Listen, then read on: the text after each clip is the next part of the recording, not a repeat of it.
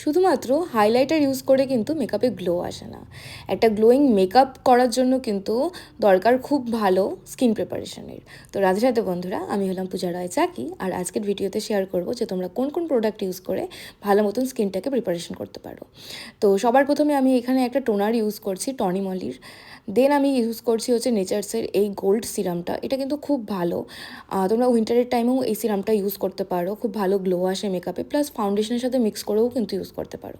তারপরে এখানে আমি একটা সুনেরির সিরাম মিক্সড অ্যাপ্লাই করছি, এটাতেও কিন্তু গ্লো খুব ভালো আসে। অ্যান্ড সবশেষে ইউজ করছি ফ্লিকার এই ময়শ্চারাইজারটা, যেটা কিন্তু অ্যাজ এ প্রাইমারও ইউজ করা যায়।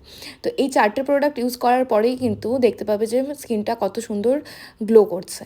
তো এইভাবে কিন্তু স্কিন প্রিপারেশনটা দরকার, যাদের ড্রাই স্কিন তাদের তো খুব বেশি করে দরকার।